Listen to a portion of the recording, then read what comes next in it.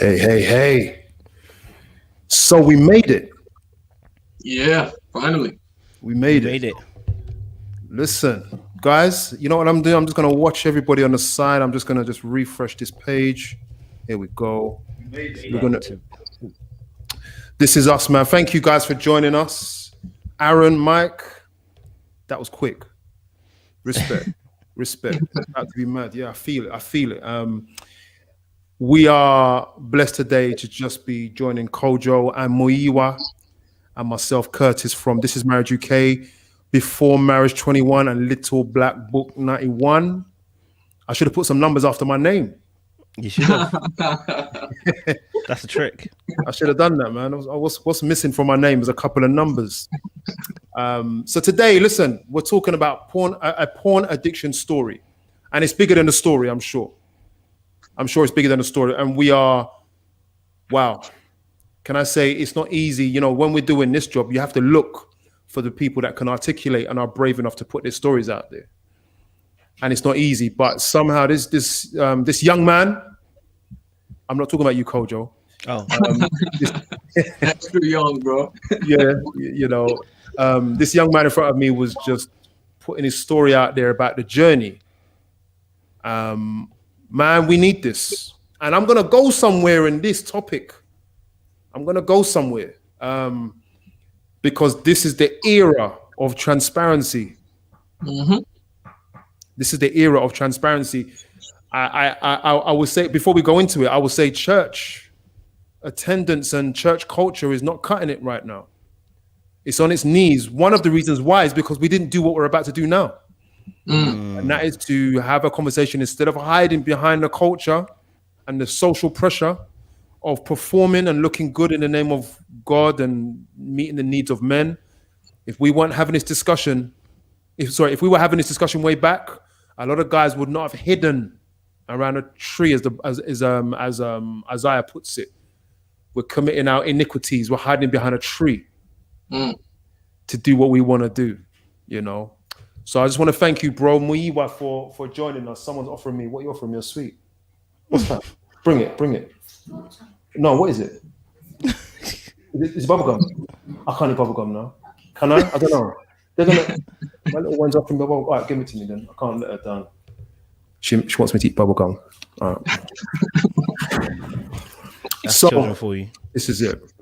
So here we go. But before we go into the topic, you all know who Little Black Book is.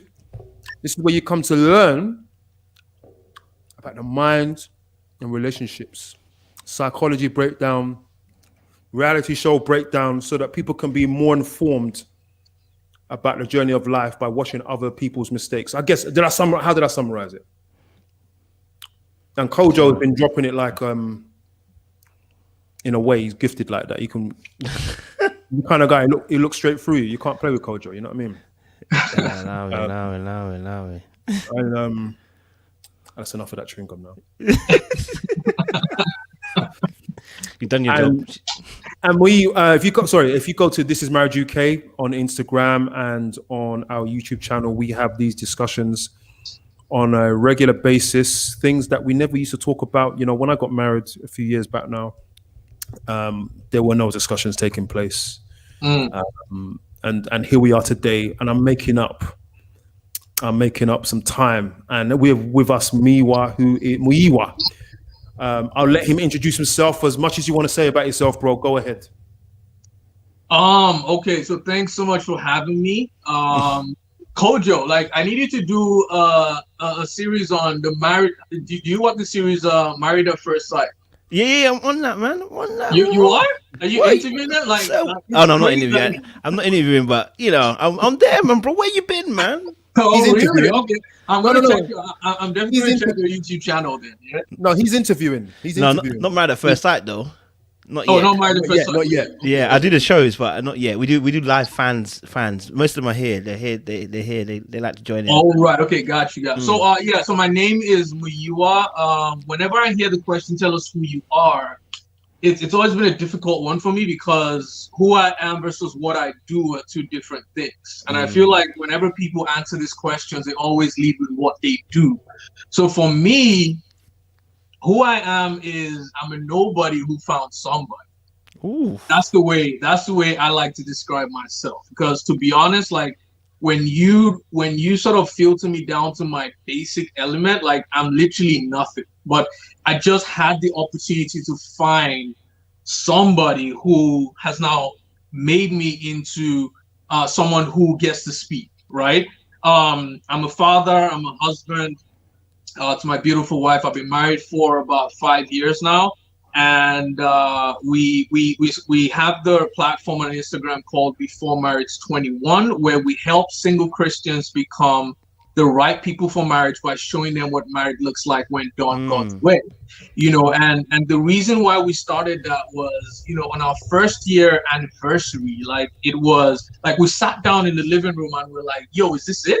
Like, it's been a year and it's been amazing. Like what were people telling us before we got married? Because the advice you get before you get married is, your first year is going to be your hardest year. It's going to be your toughest year. And for us, it was amazing. So we realized that, there were certain things that we did in our single season that helped prepare us for marriage, where we're not dealing with the types of mistakes and the kinds of trouble that a lot of married people are currently facing. So we decided to start the platform to help people, to help duplicate our experiences in other marriages as well. So I guess that's me in a nutshell. And I guess I'm here to discuss my porn addiction that I had. I had it for about 10 years. Pause, bro. Almost. Yo, pause. He's like, you don't need to tell the story too much, too soon. No. I'm not going into it deeply. Okay. I'm sort of giving a background. Because I almost called off my wedding because of this addiction, and I guess we're gonna get into that later on. But, yeah, I just wanted to put that in. You go, Curtis. You go. I'm gonna be open, y'all. You said try to contain you in a nutshell. There is no containing you. That's all good, man. Listen, let me put some of this in context, because I wanted to go, whilst we are using your narrative, I wanted to go somewhere with this, right? So give me 5 minutes, guys. I'm going to throw some info at you to contextualize what we're dealing with here, right? Right. 40 million adults in the US visit internet porn. That's 370 million, I think. 40 million are using it. 1 in 5 internet searches on a mobile phone is for pornography. Men who are happily married are 61% less likely to look at porn. And happily has to be defined. 20% of men are using it at work. 88% at work. Wow. At work. Mad, I mean, I've thought about it, but I never did it. I mean, that's really crazy for me. 88% of porn scenes contain physical aggression and 50% contain verbal aggression. It's going to get deeper. It's about to get real. It's going to get real. 25% of search engine requests are sex. 35% of downloads are pornographic. Guys, we have to understand how big the internet is, right? I know, right? 35% of downloads. 35% of downloads. Wow. It's not a small number. 40 million Americans say they visit porn sites. I had that one already. 70% of men 18 to 24 visit a porn site at least once a month. 70%. That's almost all of us. Yep. I mean, the largest consumer group of online porn is men between 35 and 49. That I want to come back to. That is big. Whoa. They're obviously suffering over there. You understand?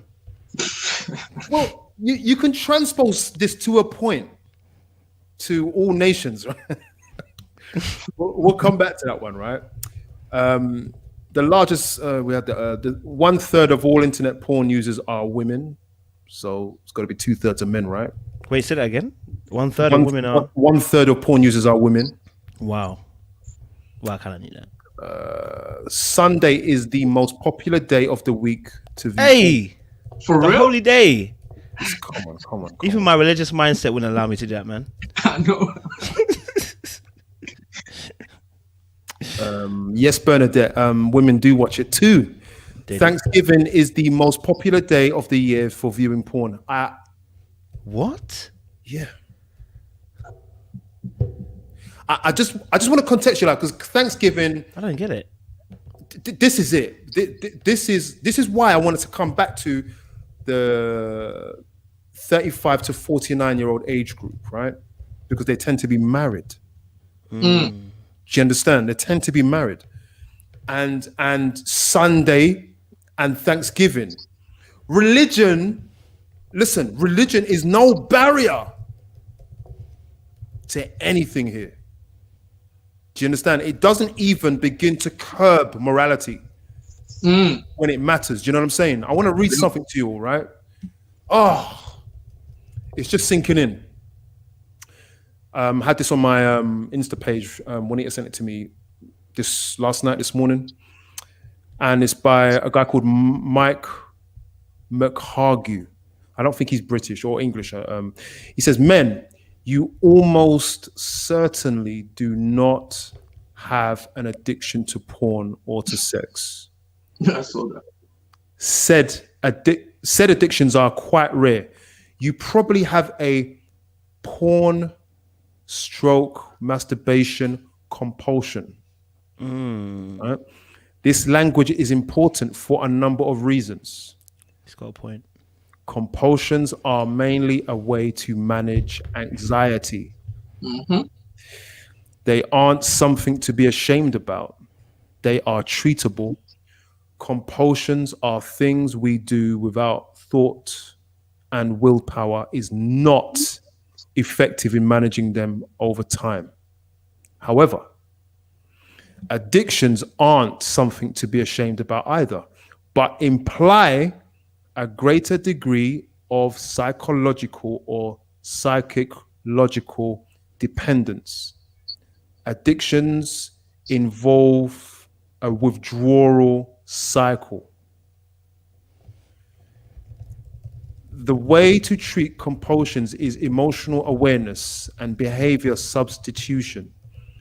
Some combination of emotionally focused therapy and cognitive behavioral therapy can be very effective. This is important because the narratives around male sexuality being uncontrollable are simply wrong.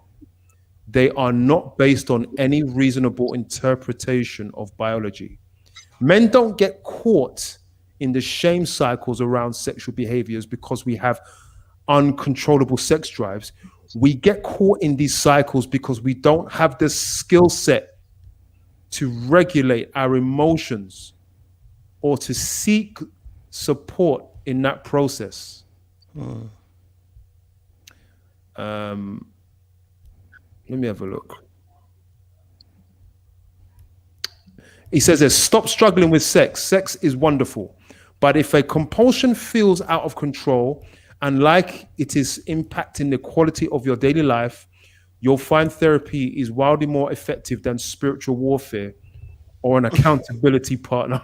I've done said this already. You already know this. You know me, how I feel about these accountability partners telling people that you watch porn. It's not solving nothing. I'm gonna do it right back again. I guess it depends on who you're telling them. It really does. True that. It does. And don't get me wrong, you know, an accountability partner will affect your behavior, but it won't affect your mindset necessarily. That's the point. So don't get me wrong, they're both probably important because we're a community, we're people. But when it comes to the addiction, it's always important to understand also why. Before I start teaching anyone, because I'm not a teacher on this topic, we're here to have a discussion. Because you have been married for 5 years, you have children. Yeah, 2 boys. And that's it. Done. Yeah, me too. I have 3 children. I'm not doing more than 2, bro. That's it. And obviously, your journey also considers your children, what they might go through later on.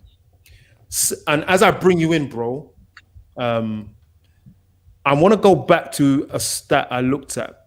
Age 35 to 49 are the biggest consumers, and two-thirds of the consumers are men. So men have a real issue with managing their sexual compulsions and urges, and their relationship to porn and masturbation is really what the big issue is behind porn. And we have these semi-religious and religious elements.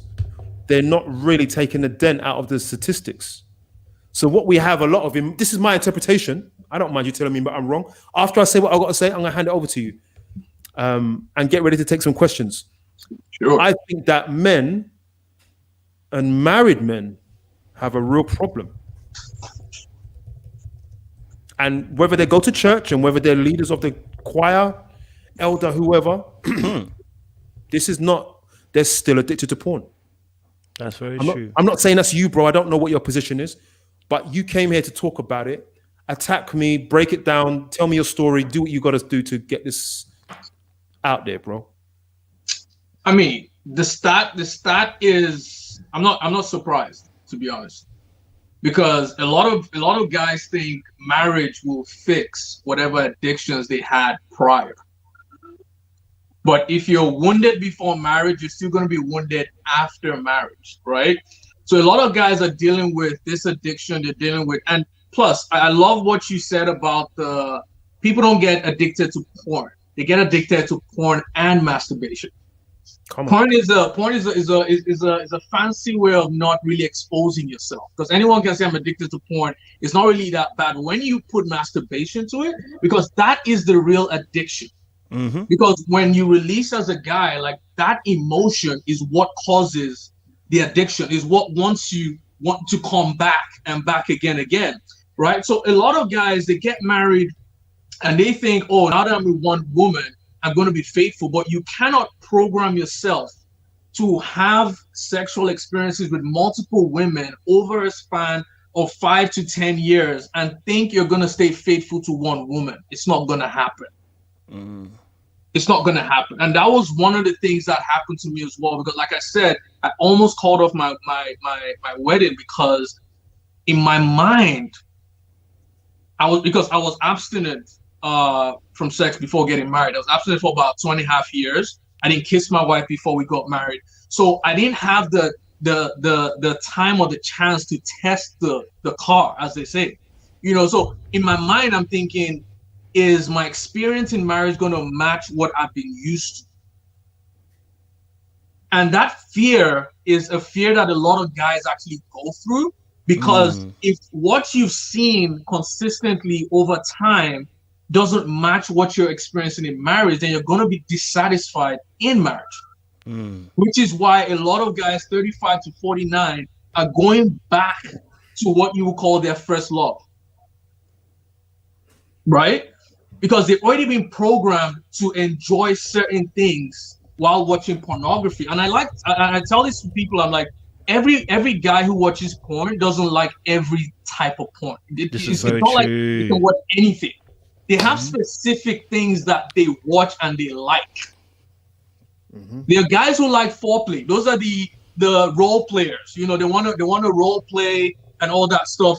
For me, and it almost like, I'm going to be very real. Right? Come on, I need to. Come on, tell the truth, sir. Tell the truth, free somebody. The first few years of my marriage, like it was me trying to transform my mind. Because for me, when I used to watch porn, I used to fast forward. I never used to give a damn about the role playing part. I hated it. To the main part. Right? Yep. And guess what? It affected my sexual life in marriage because I didn't want to foreplay. But guess what?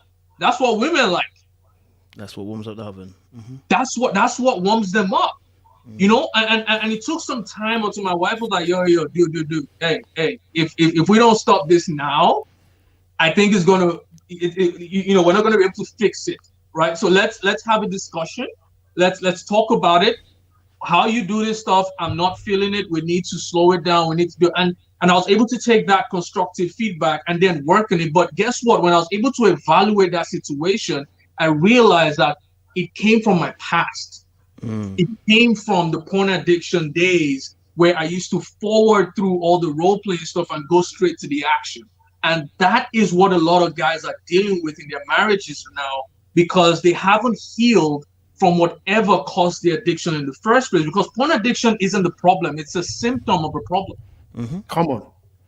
Because a lot of people don't realize that, you know, for me, I'm a short guy. I'm 5'5", right? That was a big insecurity for me growing up.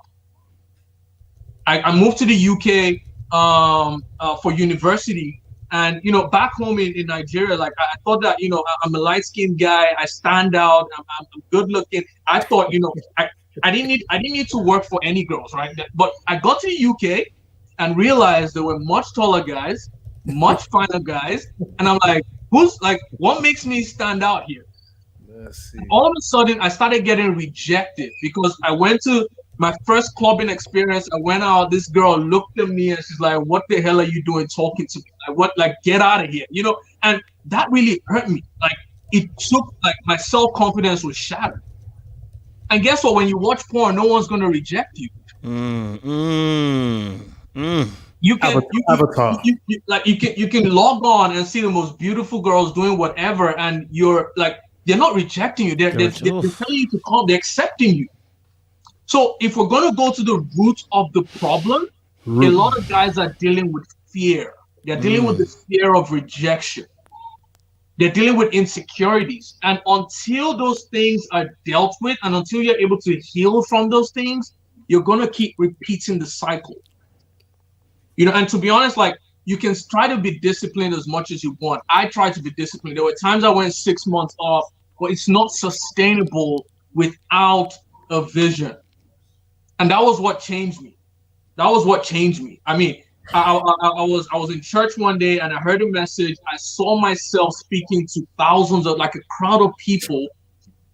And when I saw it, it didn't look like me, because I'm like, I used to be a shy guy. I didn't like public speaking. I couldn't, like, if you gave me the option to speak publicly or get shot by a gun, I would pick the gun.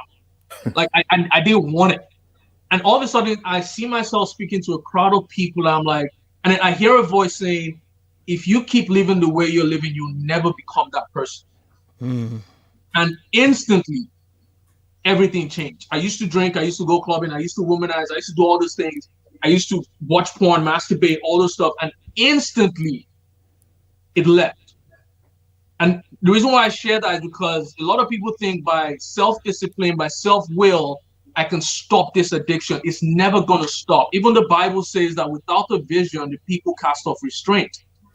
So the only thing that can help you stay disciplined is a vision. Because when I saw myself, I realized I cannot, like, in order for me to become this person, there's certain behaviors that won't take me there. And that was how I got saved. And I was reading the thing you posted on Insta stories, and it was like, spiritual warfare doesn't work. For me, I believe it does, because I feel like a lot of Christians don't know how to fight the battle. They go into spiritual warfare with physical weapons. They get physical results, not spiritual results. Explain a bit more about that. Because self-discipline is a physical solution. It's not sustainable. You need something that is going to change you from the inside out, not outside in. And the only thing that can help you do that is to heal, because a lot of the things that we're dealing with are emotional wounds. You cannot fix emotional wounds with band-aids, or by like emotional wounds need to be solved with emotional solutions. Like, you need to heal. For example, the rejection that I was dealing with. How do you solve rejection? There's no pill for that. How do you solve depression? There's no pill for that.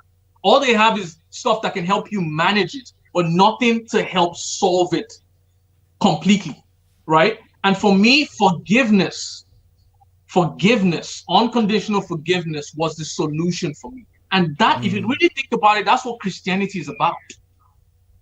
That's what Jesus Christ came to give us, is unconditional forgiveness. Because as human beings, we're always guilty about something. We're always feeling shame about something. But what happens if someone comes to you and tells you, I accept you the way you are?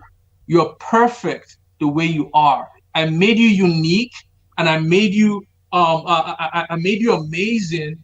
And regardless of how you feel, like I've accepted you the way you are. I know all your deepest secrets. I know all the bad things you've done, but I still accept you. Like that heals you. And that then makes you grateful enough to want to live the right way afterwards. Like that is my story. And that's the story of millions of people all over the world who have been able to accept Christ and truly accept it. Not the one where you're going to church and you feel like and your stat has sort of said it, because even though people are going to church, if you're not hearing the right message, you're going to be stuck in religion. And religion, if you read the Bible, it tells you that sin or the law is the strength of sin. So by going to church and hearing, don't do this, don't do that, don't do that. Let me show you something. Don't think of a pink elephant. Don't think of a pink elephant right now. What are you thinking about? A pink elephant. I'm thinking of a pink elephant. And that's exactly what the law does. It says, don't do this, don't do this, don't do that. Stop watching porn. Stop masturbating. In a few minutes. Give me a few minutes, innit? Like, yeah, you want a drink? Oh, I'm alright, man. Come Kojo, your mic is on, bro. Joshua. Oh, you chat to me. That's a man thing, yeah? Alright, 2 secs. Sorry, man. That's No perfect worries. timing right there. That's perfect timing. Yes, Kojo. So it's nice to leave your mic on and turn off your camera. I think you should do it the other way around. Oh man, My bad, boys. My it's bad, all boys. good, man. It's all good. so yeah, like I was saying, like if you keep telling people what not to do and not who they are, then they're gonna keep repeating the same mistakes. They're not gonna change. So I could keep going on and on, but I know you have Okay. questions. Let's get I mean, I want to throw some of this information out there. Now, this is an interesting thing, because as Christians, Christianity is made up of a million denominations and belief systems, and I'm generally not against any. I just think more so about correctly appropriating different theology or methodologies at their right times. How can I put this? I think that spiritual warfare is important, but it means different things to different people. And then we have spirituality, and for me, spirituality is different things to different people. For me, spirituality is partly doing the will of God, or doing what you know you should do, and it could also mean to me things that are outside of me, which is what we might call supernatural. Some people are clawing or reaching out for one ultimate cure for this thing, but like you said, we go home thinking and feeling we're changed for the moment. A week or two down the line, or you may say, let me get married. And you think you're there, and then you are still the same person. That happens. And so there's a lot of confusion out there. I wouldn't say that there's one thing. I'll give an example as to why. Early studies show that early life environmental factors, adverse events like abuse or exposure to sexual content can contribute to porn addictions and behaviors. And so that's one element that makes me say there can't be just a one cure for all. You understand?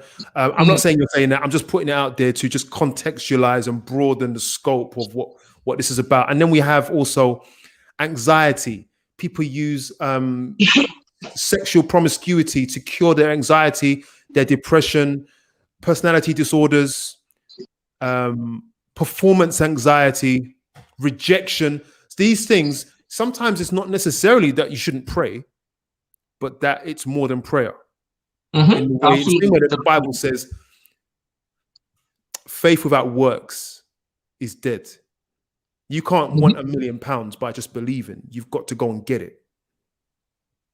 You've got to go and get it. And so the journey is this. And I'm going to ask you maybe a personal question, and I hope you can take it. If you can't, Before you say that, before you ask the question, let me just say something. Because when you say faith with works, Yeah. it's belief, and also the works that we're supposed to do is receiving.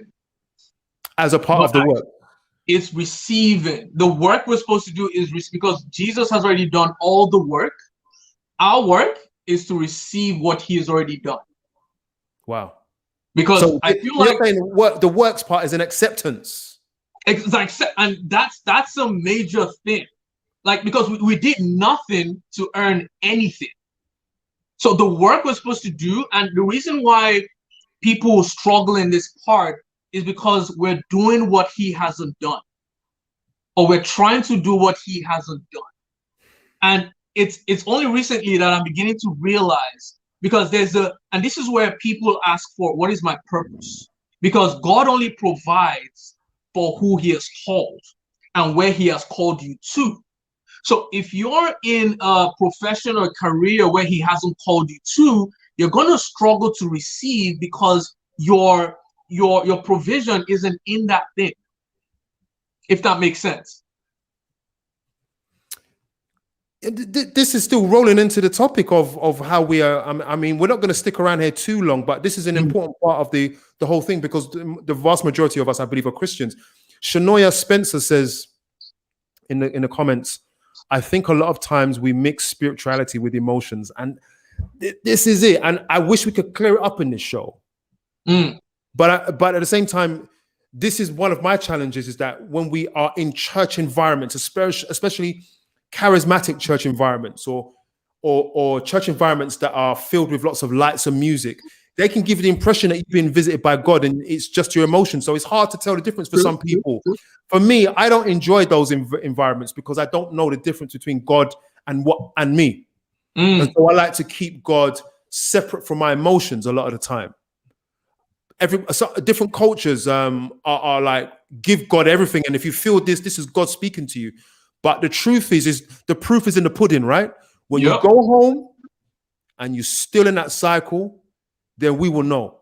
And it's interesting, your story, because you're like, I had this moment and it delivered me.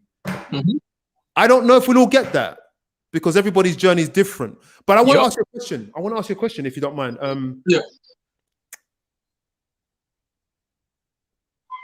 Did you feel that you could just rid this problem by getting married?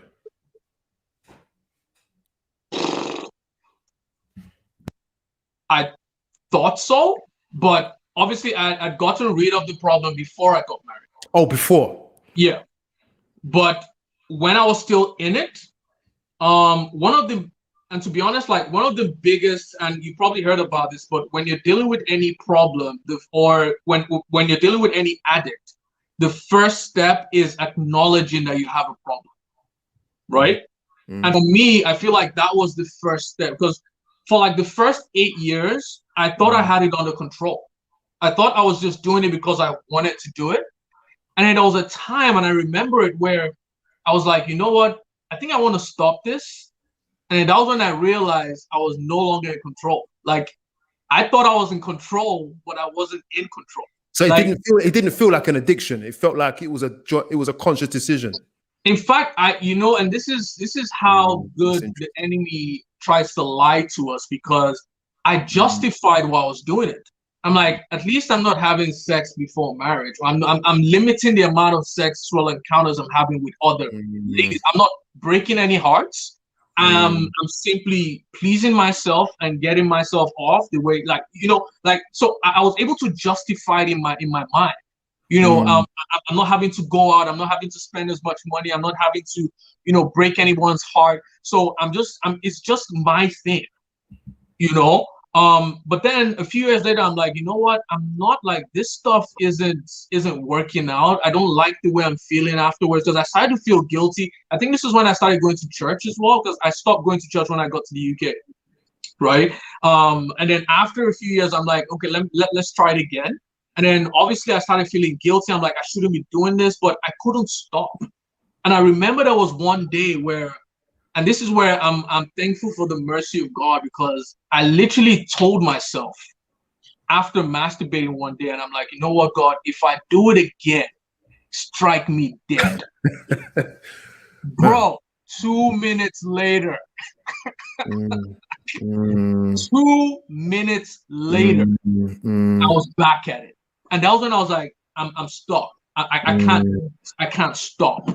You know, and a lot of people find themselves in that situation as well. But I had to acknowledge that I had a problem.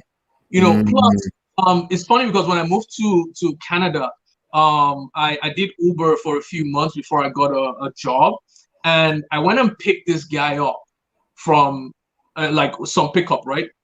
And this guy came into the car, and for some reason, people who know me, I think I just have this gift where when you meet me, you just tell me your life story. Like you just share secrets with me. Like I don't know, maybe because I'm open as well. So a lot of people just meet me and just want to share stuff that they haven't shared with anyone. So I picked this guy up. He's in the back of the car, and he's like, "Dude, you won't believe what happened, man.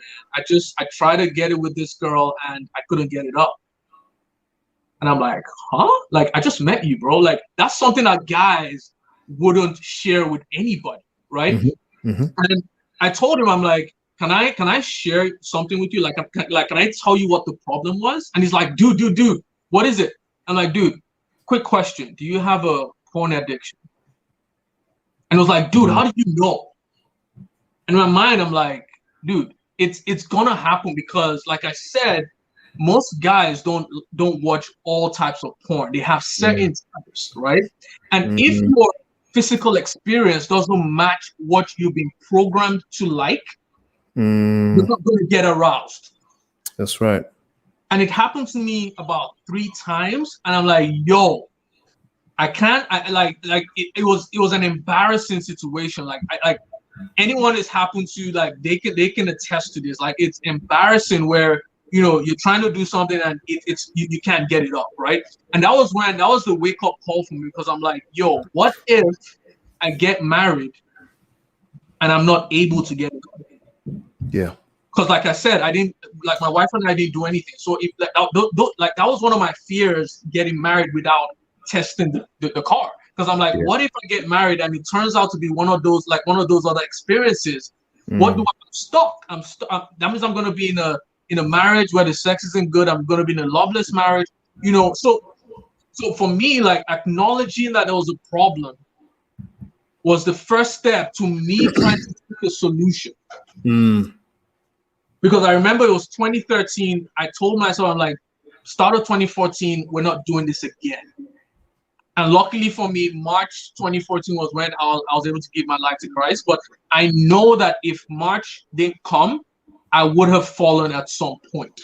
Because this, like I said, porn isn't the problem, it's a symptom. So I hadn't dealt with the root issue. Can I ask you a question about the root? Yeah. If you have been very frank so far, so I'm always taking it's a gamble for me to ask you questions, right? Dude, go for it. Go. He said, "Go for it," right? What was your root problem? My root was rejection. My root was I didn't feel like I was good enough. I had a huge insecurity. Like I said, I'm 5'5". Like I've always wanted to be tall. Always. Like my whole unit, like my friends, I remember my friends and I, we researched pills that would make you grow taller, you know, surgeries that would make you grow. Because I just thought if I was a little bit taller, I would be able to get so much stuff. Like I would get the girls I wanted. I'll be able to get certain opportunities. That was my mindset at the time, you know.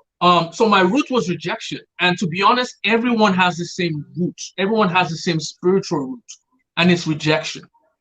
Everyone was disconnected from the Creator at some point in the beginning. So everyone is still trying to reconnect to the source. And guess what? I got this last week, and I'm like, you know, everyone uses the iPhone, everyone uses the Samsung, the amazing smartphones and all that.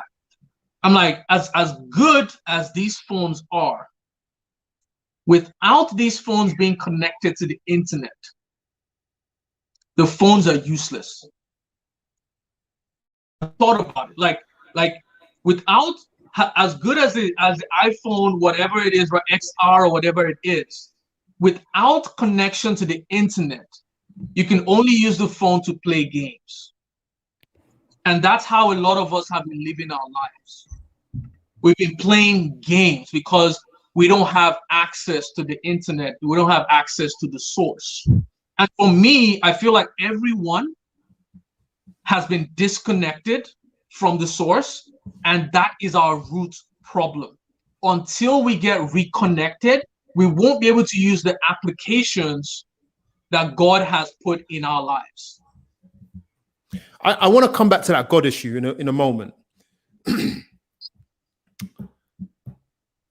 What I want to do is, this is really about helping people. Mm-hmm.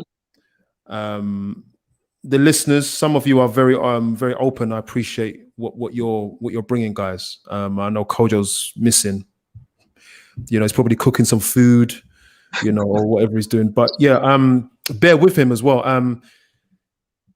I want to explain. Let's see if we can get. And I can always break things down. That's not why I'm here today. I want you to explore with me the connection between rejection and then the whole rejection driving one into the arms of pornography. How do we get that connection? I know we have these two concepts. One is, you mentioned your height. So it's like, okay, so why would you go into the field of sex and pornography? What has that got to do with your rejection issues? Why would you do that? And how did that in any way fulfill? Or did it fulfill? Yeah. I think I mentioned it earlier, but when you get rejected, it's a negative emotion.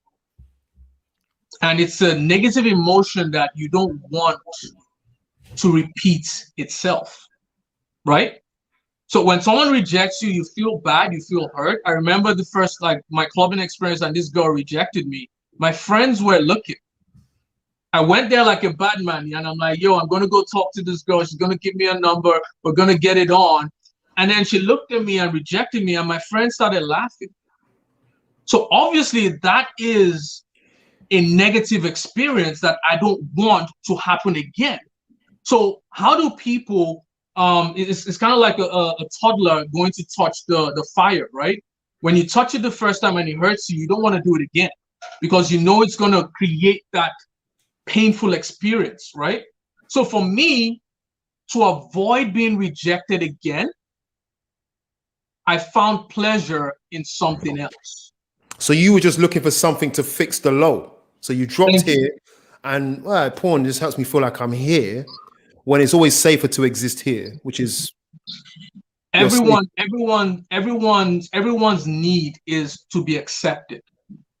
Everyone wants to be accepted, right? We have that emotional need to be accepted. And that's what porn does. I mean, no matter how ugly you are, no matter how short, tall, whatever, it's going to accept you because it's not going to judge you, right? And that's what a lot of people are running away from. I don't want to feel rejected. I don't want to feel judged. I don't want people, because everyone knows that if people knew who you really were, they would reject you. So that's why a lot of us put on the facade of things that people will like so that they can accept us. It is why for me, after that rejection, I went and I became a pickup artist.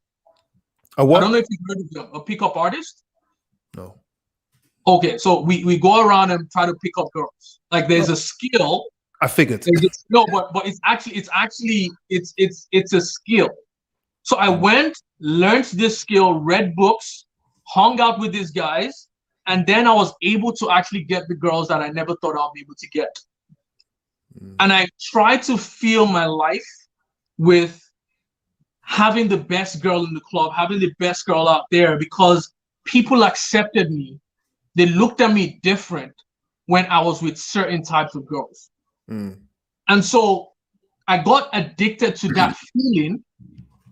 I got so addicted to that feeling that then shaped my type and the type of preference that I wanted in a girl. Mm. And if you really think about it, like this is really deep, because when people, because and I shared this in one of our Insta lives here, where there was a girl that I dated at some point who broke my heart, right? She was what you call a 10 over 10 type of girl. Like she was like the Kim K type of girl, right? And I saw red flags. I knew this girl wasn't good for me. But because of the way she made me look, I stayed.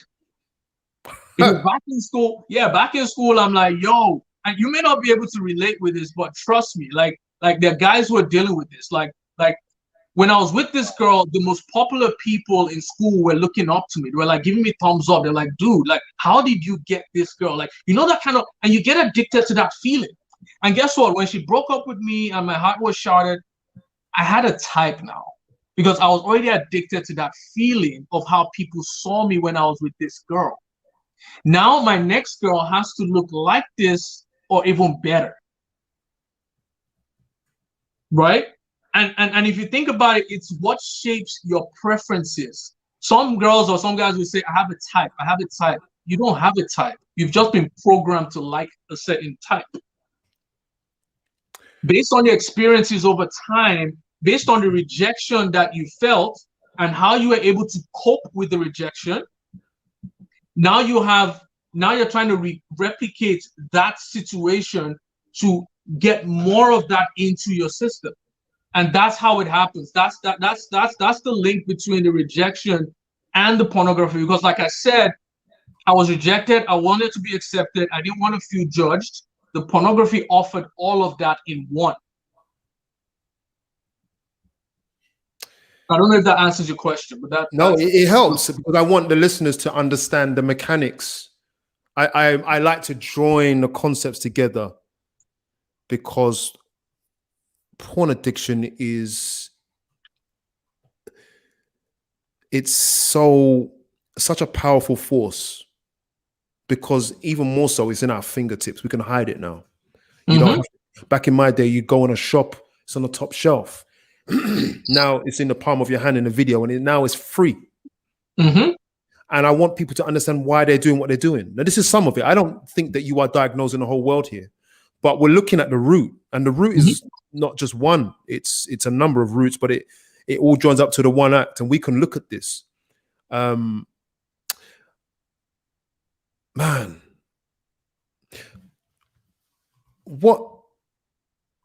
have some questions for you. There was a question up here somewhere. Let's have a look.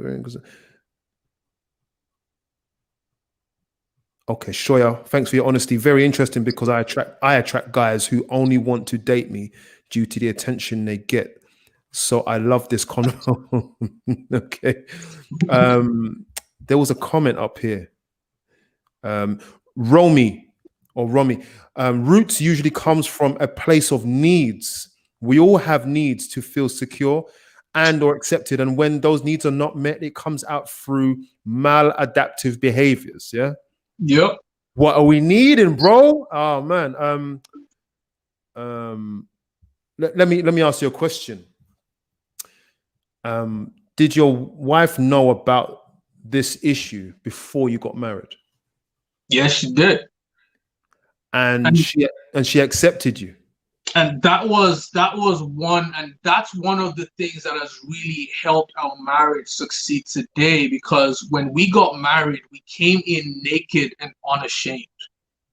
Go into that a little bit, please. When we met, we spoke about our past. We spoke about what we had been through, the insecurities. I mean, she knew everything. She knew I had addiction. She knew I had a sex problem. She knew that my business had failed. So we were open, and she still accepted me the way I was. Right. And that was forever. I'm gonna be forever indebted to her, because most women would have left me. Most women would never have even continued talking to me. Like they would never go to marry to me. But she took a step of faith, basically because we heard God and all that. But you know, even if God tells you to do something, like there's some instruction that are like, nah, bro. But she heard it and she's like, you know what? I'm gonna give him a chance. I had $0 to my name when we got married, and she still accepted me that way. So yeah, I mean, I told her, we were open and very transparent about it. We prepared, we read books, we healed from and she was one of the people that helped me heal from that process as well. Because obviously when you get out of it, you're not really sure what's happened, but you and I guess if we're trying to help people here, which we are trying to do, one thing we need to do is to help people understand, when was the first time that you had this experience? The first time. When was the first time that you masturbated or you watched porn? We need to evaluate that experience, because in that evaluation, we'll be able to pick out what caused it. How are you feeling? What need did you have in that time that made you want to do this? And what happens is, over time we get to forget. We don't remember the first time it happened, and then all of a sudden it becomes murky, because whatever you cannot hold, you cannot change. If you're dealing with stuff and you're not able to acknowledge the problem, you cannot solve it. So people need to go back to the first time they had this experience and evaluate what happened. Who was I before this experience? Who did I become after this experience? You get to see that over time, you've changed. This act has changed you, because now you have different sexual preferences than you had before you had that experience. That happens. Now you have different types of people that you're attracted to because you had that experience. I have friends who, based on, and this might be too open for you guys, but based on the size of the guys in the porn, it created an insecurity for them. Yeah.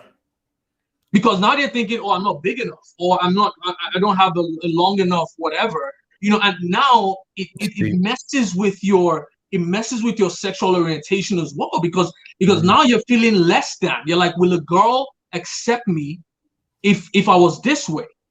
And the solution comes with accepting yourself the way you are. You were uniquely made, and you were made for a reason. And the solution comes when you find or discover why you were made. What do you would say you've been a Christian all your life? Nope. No? When did you become a Christian? 2013. Did you believe in God before that? I thought I did, but I didn't.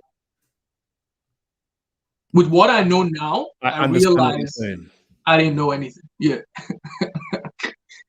What piece of advice do you no, I'm going to come back to that question.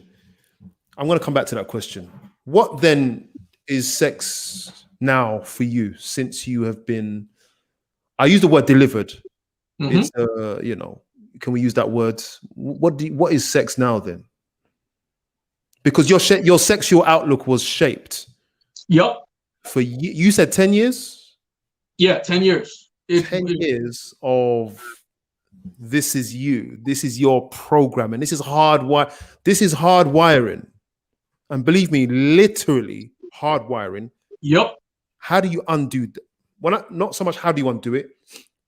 What have you undone? What have you undone?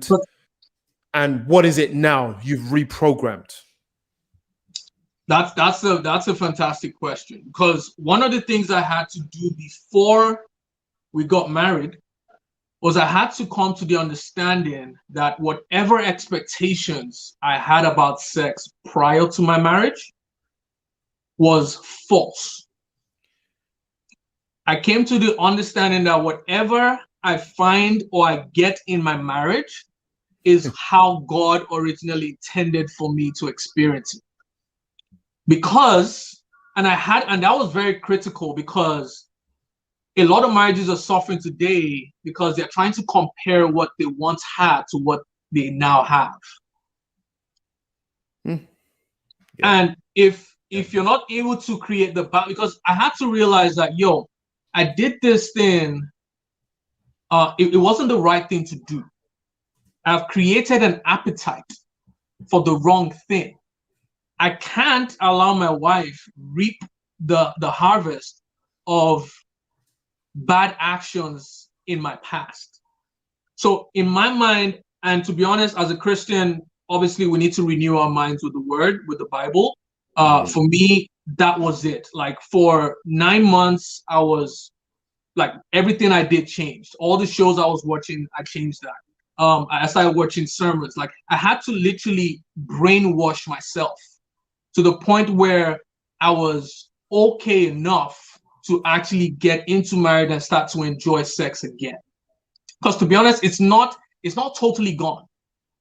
If I'm going to be honest, right? It's still something I'm dealing with because, like you said, it's 10 years. It's 10 years. Hearing you now. It's 10 years. It's 10 years. Like it takes time. You know, images still pop up in my mind from time to time. Videos still pop up in my mind from time to time.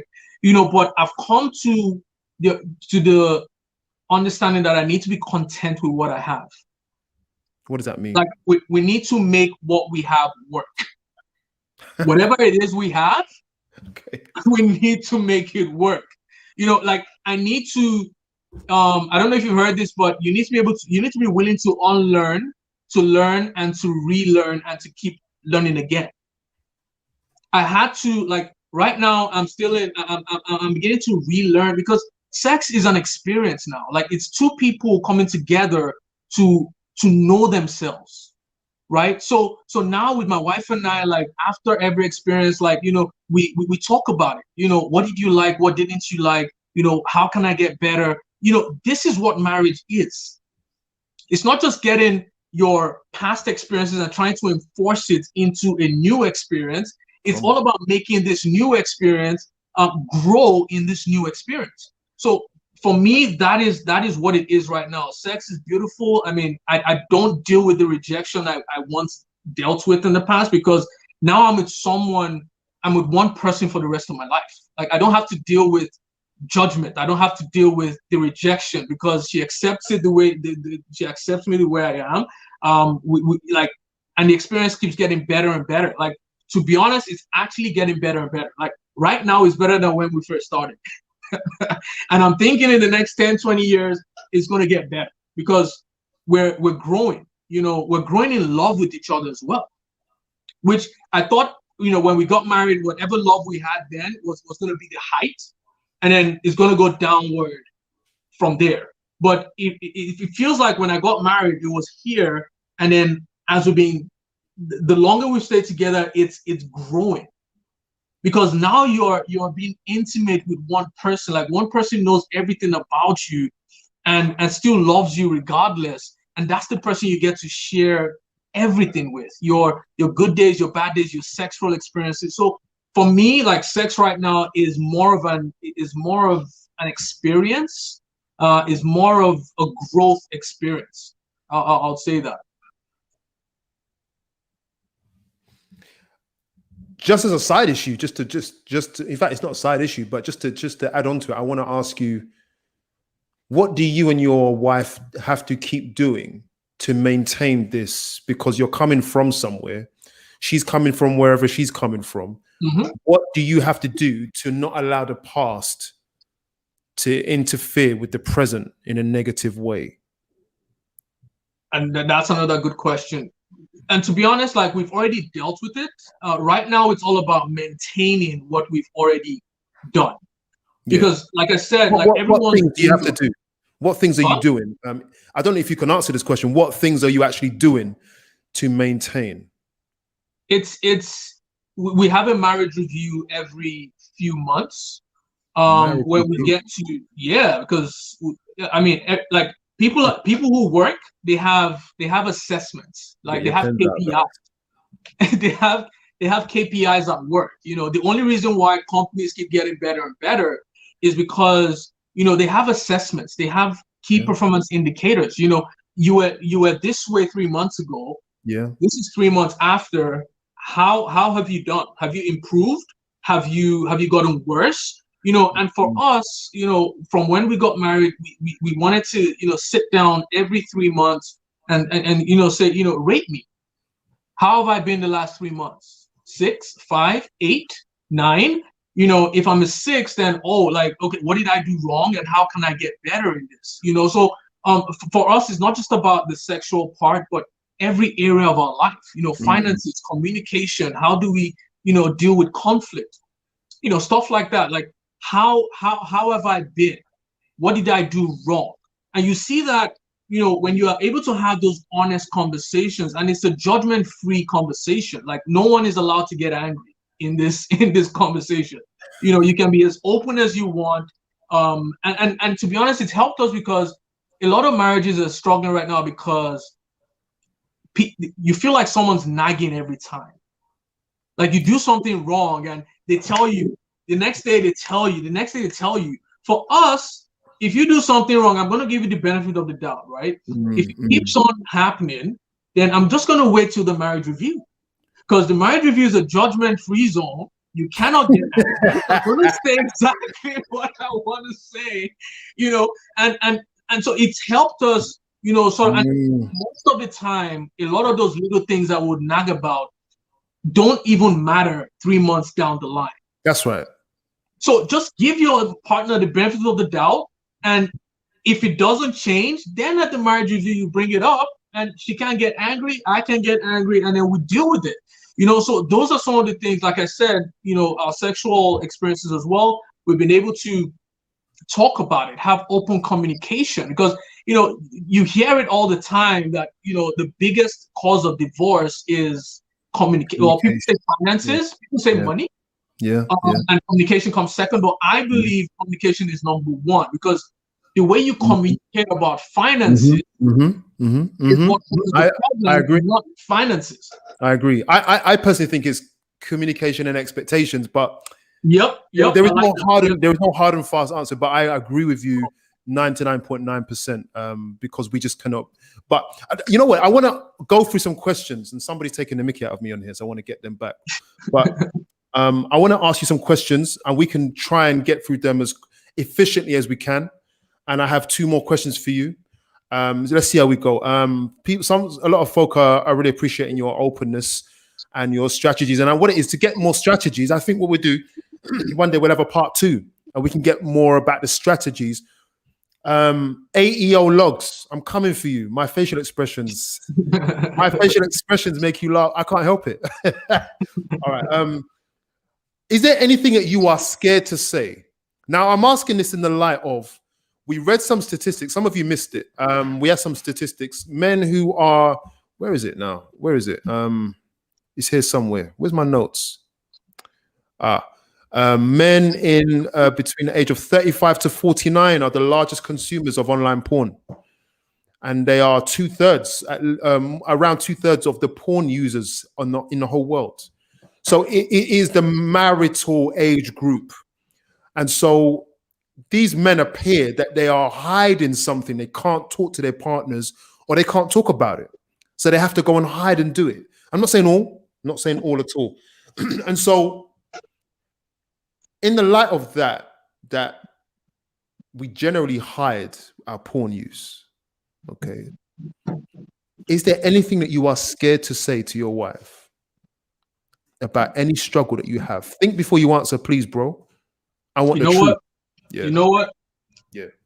There was one thing, and I shared it 2 weeks ago. I thought I was going to take this to my grave. Are you going to share it now, bro?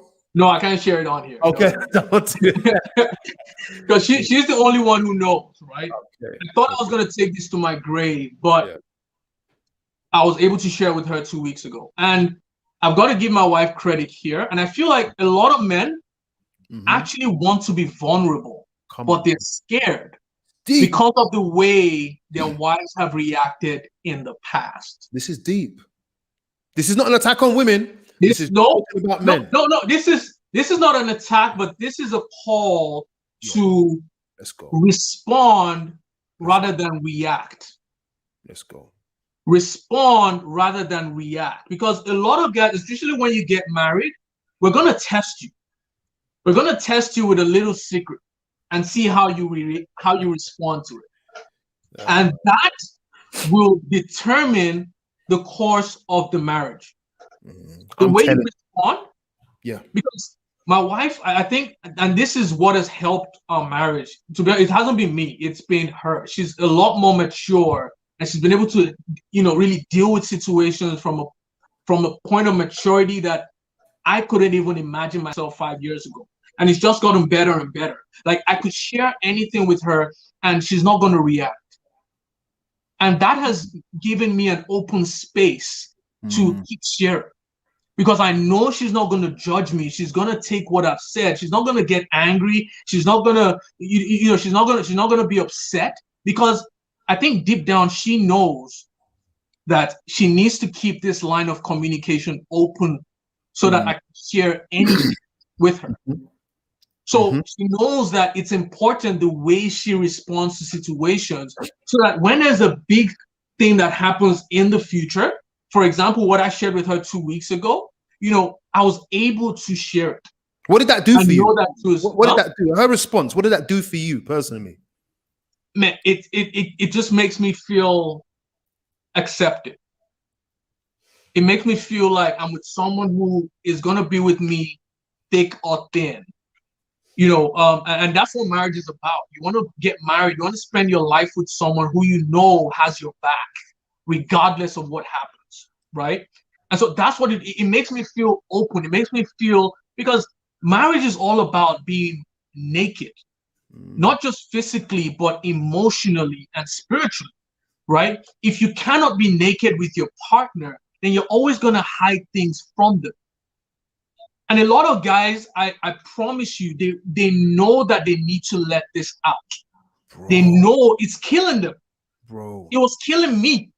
Yeah. And the reason why I'm so open about this is because whenever I talk about this on maybe my page or whatever, I get a lot of inboxes from guys. I get a lot of DMs from guys saying, "Oh my God, what you said, I'm actually dealing with it right now, and I'm happy that we're able to share it, because I thought I was alone in this." And that's the biggest lie. That's what the enemy tries to do, is make you feel like you're the only one dealing with this. If you share this, you'll be 1 in 7 billion. People are going to look at you weird. Like, how can you be doing this? But guess what? And that's why I'm open with it, because I know that 8 out of 10 guys are dealing with this problem. So if I get into a room and I see a lot of guys, I'm like, 8 out of 10 of you have the same problem I had. So you can't judge me, because you're going to be judging yourself. Listen, let me let me ask another question, man. And someone asked here, and I'll just how would one open up a conversation to their partner? I want to address that really quickly. I think it was Shanoya. Thank you for that question. It's a good question, right? And the reason why I'm going to deal with it now, and then I want to ask you 2 more questions, and then we're done, is this. I've been married 20 years, nearly. And I want to say to you that I'm convinced, with all the conversations and literature I've read, all the conversations I've had, literature I've read, and this conversation and the lives I'm doing has helped me. And I'm surrounded by married and divorced and great friends. And I can tell you this, men love vulnerability. They want to be vulnerable. Yep. They want to be safe in that vulnerability. That's the word. That's the word. And listen, we're talking about men a lot. And maybe we might just have to just make this a session where women can learn, because the vast majority of porn users are men, right? Double, triple women. So we're just gonna have to just shape it that way. And in other situations in my life, my wife knows every single thing about me. And the reason why she does is because I took a chance. Because I'm thinking, I've got to be with her for the rest of my life. She needs to know. I will not hide. Yep. And I've spoken to my wife about some things about me. And let me tell you, one of the reasons why we are here today is because of her response. Because I can imagine that some folk would be so freaked out just by the notion of what do you mean you're addicted to porn? They might Yep. take it as you're cheating on me. Yep. And especially the religious guys and girls, it's like you've got the devil in you. Mm. And actually, I just need your support. I haven't told you what it was that I told her. I'm just going to be clear. A number of things about my life because, Anyway, so I'm saying to you guys that men love that, and women need that too. Yep. And if you need to be in your marriage a safe place, Yep. for your partner, and get ready to hear at any point in your marriage or relationship something that will shock you, Yep. and preempt how you are going to respond. Yep. Now, before you hear it. Now you don't know Yep. what it is, but your partner could shock you. And I'm talking to my brother here on the show, and he's a testimony that if you make your marriage a haven for shock and awe, for people who are broken, your marriage can go far. Because from porn addiction to where you are now, statistically it does not add up. Mm-hmm. I want to ask you a question. I think you've answered it though. Oh, here we go. What do you do with God? And you're talking to yourself. You're talking to people who are struggling with it. Married, single, dating. What do we do with God when we are addicted? What is your advice? What am I supposed to say to him? What am I supposed to do with him? I'm talking about the relationship, because I know in Christianity, a lot of the time we operate under what you might call negative pressure. So the fear of consequence, fear-based faith, which is a topic that I'd love to go into one day, where people try to stimulate righteousness through fear and consequence. And that really does drive people into further cycles. Further cycles, yep. So I'm asking you, what does a man or woman do with God in their addiction? We just touched on it with the women. It's the same thing. We have to be open with him. For some reason, we feel like God doesn't know that we're dealing with this. Or if we told him about it, then he doesn't know. Like, he would be shocked. He'd be like, "Oh my God, you're dealing with that." For me, I think God has already done. I feel like a lot of Christians don't realize what God has done for them. And so you need to become more aware of what he has done. Like, he died for you even when you were still doing this thing. Even before you started doing it, he already forgave you. Right? And I feel like as Christians, we have a problem receiving. We have a problem receiving. And, and I don't know if you can I don't know if you can relate to this, or if anyone on there can relate to this, but I never used to like taking gifts. Yeah, that's me. Because it in my mind, I'm like, I need to get you something back. That's right. Exchange. Right? I owe you now, right? Exactly, right? Yeah. And for some reason, a lot of Christians think, I don't want to accept God's forgiveness because I'm going to have to give him my life.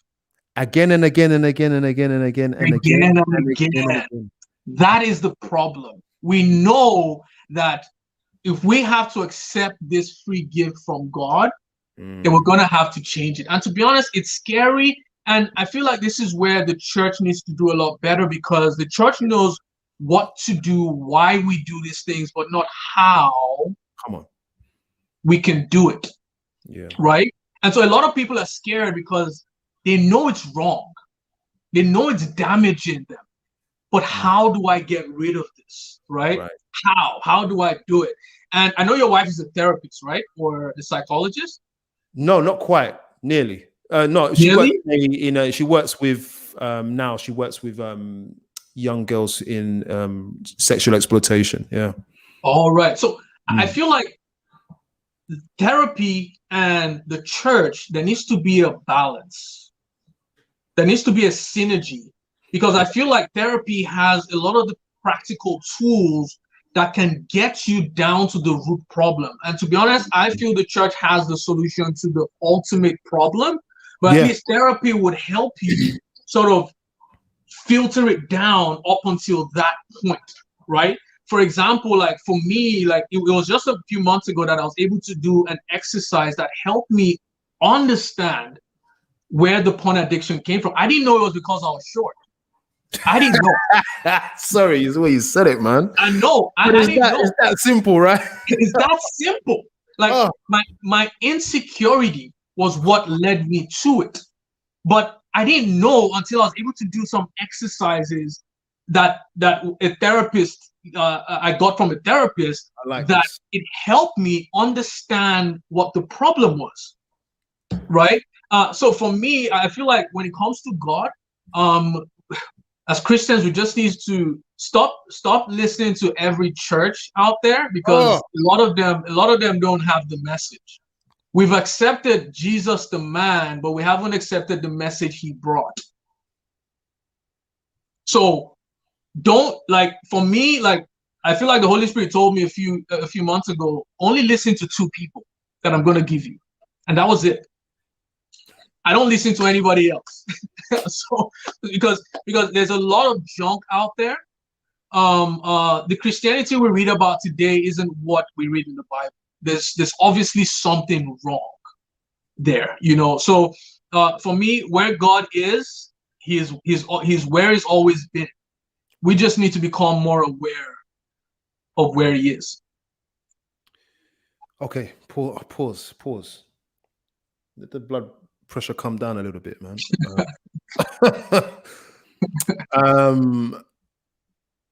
Shanoya, you're resonating with me a lot in this session. Fear-based faith, it's when we use fear, think it's spirituality, we think that it's God.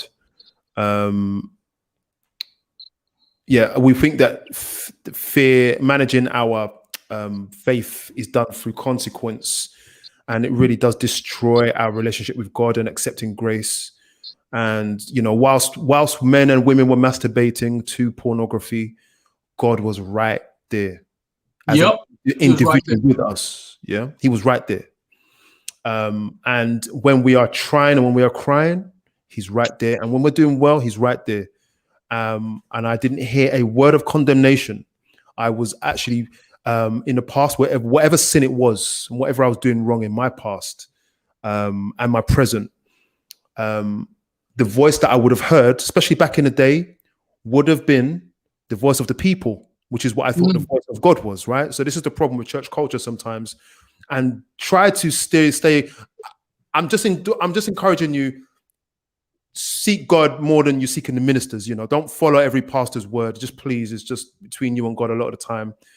Yes, we will have to do a female-only version of this if we can find one that is ready to talk about it. I'm just reading through some of the comments here. Can I give one more practical tip? And this might be way out there. Yeah. But fasting. Hey. Fasting. I was a natural health therapist. I'm telling you something. People don't understand the power of fasting. That's what I used to do for years. I still do a little bit now, just a little bit. But let me tell you, people don't understand the power of fasting. Fasting. Yep. Now, we're going to look at this. We're going to take a few minutes to look at this. Kojo's in the background. Just let me know. So he's watching. He's doing okay. So fasting. Yeah, go ahead, bro. Go ahead. Because to be honest, and in the IG story you put on there, it says our bodies. It says something about compulsion, right? The body. It's like it's a different human being. Like it's you've been used to feeding it certain things, and it's in control right now. So by fasting, you're actually taking the control away from the body into your spirit, right? And to be honest, like I tell guys who, you know, because before I got married, before I gave my life to Christ, I thought I was gonna still cheat on my wife. I had a goal to sleep with a girl from every country in the world. And I remember my friend told me, like, aren't you gonna get married? And I'm gonna be like, right? Yeah. I don't know. I don't know what I was thinking, bro. But my friend was like, "But aren't you gonna get married?" Like, and I'm like, "Yeah, I'm gonna get married, but I'm still gonna do it anyway." So my mindset going into marriage was, I'm going to still cheat on, like I'm going to cheat on my wife. But then when you fast, right, it takes the power away from your, oh, sorry, I'm getting notifications here. It takes the power and it helps you reconnect with your inner self. And the reason why I share that story is it's slipping now. Hold on. I lost it. Sorry. Okay. It's okay. There was something I wanted to share there. But yeah, and right now I'm going through a similar experience, and God has been able to use this to help me identify a problem that I didn't even realize I had. Because this is how, when you said, where is God in this? For you to become aware, God says, if you draw closer to me, I will draw closer to you. Or you need to humble yourself. And fasting is one of those ways where you humble yourself to connect with him, right? So right now, he was able to show me that I had a pride issue. I didn't know. 2 days ago, he just told me, he's like, you have a pride issue.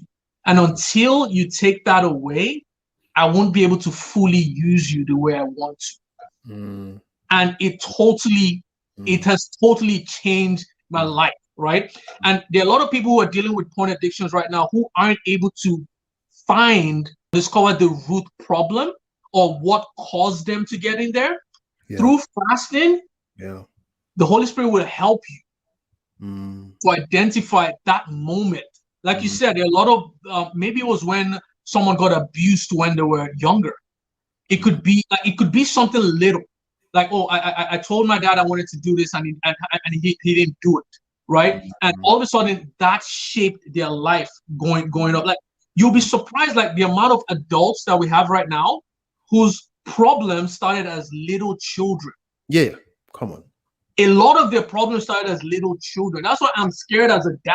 That's why I can't have too many kids, because I need to be able to have as many kids that I can help and nurture.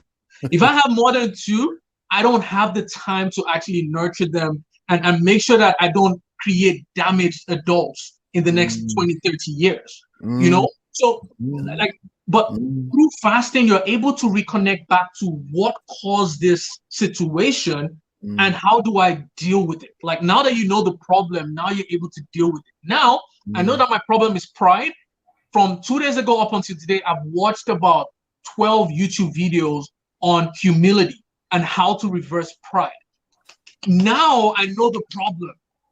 When I introduce myself as nothing who found, or nobody who found somebody, I'm beginning to realize that I'm a nobody. Like God literally has taken the credit for everything that has happened in my life. Like it feels like people have been giving me the praise, and rather than giving it to God, I've been keeping it to myself. You know what? I just want to add to this, and then we've literally in 2 minutes we're going to round up. I know someone, as it AO, someone's be laughing at my facial expressions again. I can't help it, man. Someone mentioned here, I just want to go back to this, especially in the Black community, because we as Black people are, this is Maria S., are collectively traumatized together. So we can't heal if we are trauma bonding. And trauma bonding I see as groups of Black people coming together in the name of God, bonding on their traumas in the church, which happens. And so you have to be there either helping people out, or you got to watch those environments. I want to say, with regards to fasting, I've known this and having studied it, for over the years. Fasting does release your body of addictions. It is one of the fastest ways to reverse addiction. This is just the science, okay? And then when you add the faith to it, it brings you more spiritual in line with God's inclinations for you, as opposed to your own. My inclination as a human to do everything the opposite, because I'm just flesh. I'm born in the flesh, right?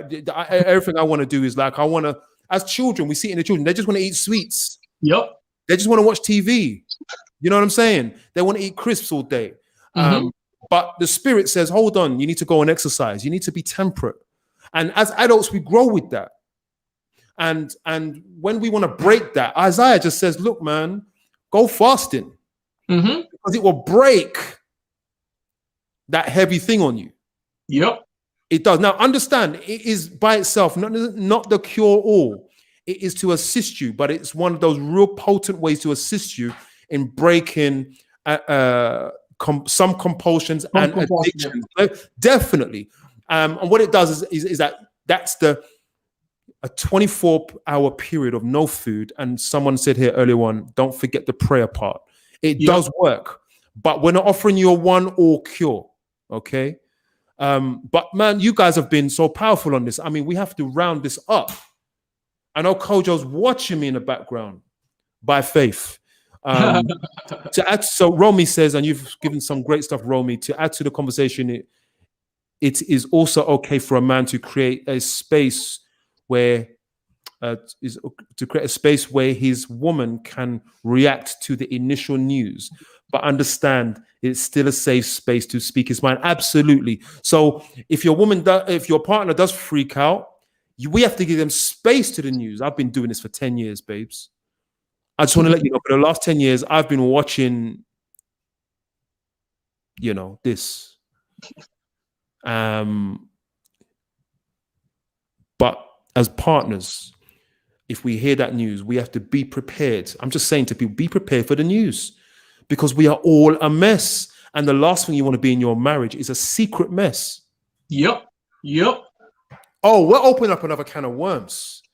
We should title the next show Secret Mess. Secret mess. Fasting without prayer. You're right, because you're free. I mean, and to be honest, that's a shortcut out of the situation, to be honest. You're free to act, free to choose the consequences as well. If you react initially, that is, first impressions matter. That's what is going to stick. It's not going to remember what you do afterwards. It's going to remember what you did initially. Bro, thank you. Fasting without prayer is just a diet. I just want to throw that one in there. Muyiwa, I want to thank you for your transparency. If the audience could just thank you for your transparency. They may not necessarily agree with everything you said, but we still thank you for being honest and opening up this topic for us. We have to get a part 2 in. We want to get a part 2 on some of the solutions. I want to thank your wife, because although she's not here, she's a part of this solution. Yep. And you've done nothing but praise her. I'd love to meet her on the next show, and we can go in on some stuff, because I know she's just ready to go as well. You have a channel on Instagram where we can follow some of your stuff, Before Marriage 21. And YouTube as well. YouTube channel as well. Before Marriage 21 on YouTube. Yep. Lovely. AEO, where are we? AEO Logs. Yeah, 20 years. Secret to 20 years marriage. Just another show, man. 20 years marriage. I blinked and I was here. That's how it is, bro. Listen, and I tell you, transparency and honesty is on another level. Just like me, where he's doing nothing different from what I'm doing. He's just doing it earlier. But Juanita and I have been through so much, and this is why we're doing this. You see me presenting. I don't present much in terms of what we're about. That's coming. We do a little bit of that. We've done some of that in our old YouTube videos on This Is Marriage UK on YouTube. You can get it there. But 20 years in, you got to do what this guy's doing. Just be honest. Listen, it's not about right and wrong, It's not about right and wrong. It's about agreeing a path and walking that path. And we are going to trip up and make mistakes on the way. Nita 1 is my wife, by the way. So she said, we are 20 years married this year in August. And I better not forget that date or I'm in trouble. Great discussion. Thank you, BX. Guys, listen, thank you so much. I mean, Kojo's in the background somewhere because he's the one that has to shut this down. But I guess whilst we're here, so it don't look bad and all that, what we could do is just fly through some of the comments now. Thank you for the conversation. That goes back to having unrealistic expectations. Man, that's my big topic right there. This is much wider than porn addiction. Absolutely. Porn addiction, you said it in the start, bro. It's a symptom of something else. And we had a guy on, oh gosh, in the summer, and he said promiscuity is more often more often the result of trauma. Mm. You what? I want. Oh, right, okay. That's my daughter took it to me. To add, we got that. Fatherless and motherless homes also play a role. Trauma. Let me tell you, man, you got to fill that hole. There's something missing. Yep. And if it's not chocolate, if it's not donuts, it's cocaine. If it's not cocaine, it's cigarettes. If it's not cigarettes, it's alcohol. If it's not alcohol, it's overeating, food addiction. If it's not that, it's self-harm. If it's not self-harm, it's pornography and masturbation. And that's why as men and as parents, we have a very critical role to play so that we don't pass a lot of the battles that we're fighting down to our children, because they will just replicate the same things that we're going through. Right now, I can say that there's a higher probability that my kids will not deal with a porn addiction because I've been able to defeat it. Absolutely. Right? And so we need to start thinking more than ourselves and start thinking generationally, especially as Black people. Like, we need to start thinking of the next generation. Like, we can't keep passing battles and struggles down. We need to start passing victories to the next generation. That's what we need to start doing. So if you're struggling with the porn addiction right now, you need to start thinking beyond yourself. Do you want your kids? I don't know if I struggled with it, maybe because my dad struggled with it. I don't know, but I suspect maybe he may have struggled with it, and he passed it down. But guess what? I've been able to stop it in my generation so it doesn't get to the next one. Yes. Okay. Before you go, this is something we like to do. You get an applause, man, because it's real. It's real. We're going to take a moment just to calm down a little bit. And I'm going to ask you to finish the sentence. It's a reflective sentence. It's about you, specifically you. And the answers need to be short. Good. So you have to think, not that you don't think already, but think before you answer the question. Here we go. I am. Nothing. Okay. Bro. Seriously. Okay. I need. Love.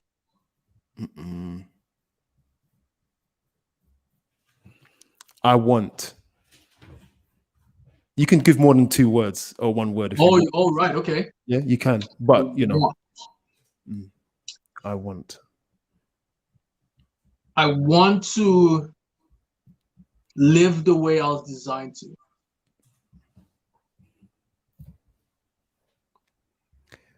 I have. I have everything I need. What do you mean? Let's see. Concise. Confess? Concise. All right. I believe everyone always has whatever they need to get to the next level. Okay. The frustration comes when we start to look outside than what we have already. So I'm always in the state of, I have everything I need. I just need to find it. I just need to see it. So that's what I mean. I will.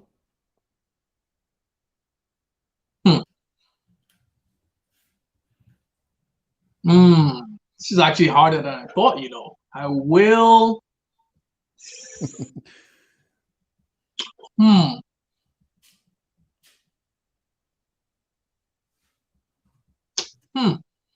That's okay. You don't have to. I will. If you struggle with that, we can move on to the next one. Yeah. Okay. Let's go. Last one. She is. Who's she? Your wife. She is a gift. She is amazing. She is 1 in 7 billion. I mean, like, she is the perfect person for me. I would say that. To be honest, I don't think, and my friends know this. They're like, without her and God, I'll be a shadow of who I am today. So she's the perfect partner. She's the perfect wife, perfect mother. She's just the perfect complement, perfect helper to this man right here.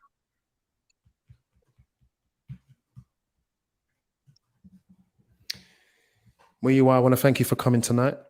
Thanks for having me, bro. Yeah, we're obviously part 2. I see part 3 and 4 coming still because this is real. Absolutely. We've got too many men at our age in a cycle of behavior that we don't know how to get out. When it comes to pornography, and we will help them prepare the way out as we manage ourselves too. I think it's beautiful that you said that you're on a journey. Here we are, and we will make it. Absolutely. I want everyone to know that for some, it happens in a moment. Probably for the vast majority of you, it's a process. And don't be angry with the process, because there's so much to learn about yourself and God in the process. In the way that with Paul, he had a thorn in his side that he wanted God to remove, and one of the reasons why God may not have delivered him from whatever it was is because there's so much to learn in your deliverance. Some people want to run up to the stage and have the man lay their hands on and speak tongues over them and get rid of this thing. Do you know how much power there is in learning about yourself to go through? Like, God may take 10 years to deliver you, or sometimes he may never deliver you. It happens that way. But what you learn as you wrestle and as you fast and as you pray and as you connect with God is gold. Just to not necessarily, when you learn about how God works with people. The reason why I learned so much about God is because God worked with me over some issues that I've had, a number of issues, various issues. He's worked with me for years. And it wasn't until I started to study certain things and have certain friends that if he'd have taken it away from me, I would not know who I am. I would not know who he is. I didn't even know. I would never know about grace. If God had taken me out of situations. God works with us, and it's okay. I'm trading all my shame. Lovely AEO. Bro, look, Kojo, you're just there in the background. He's just there in the background. This is not like him. He's usually there making faces himself. So I'm gonna. We can exit out of this, and I'll give him a call. Okay. People, God bless you all. We will see each other very soon. We'll send the posters out. Visit This Is Marriage UK if you want to get the posters, and Before Marriage 21 on Instagram to stay tuned. God bless you all. Take care. Take care, man.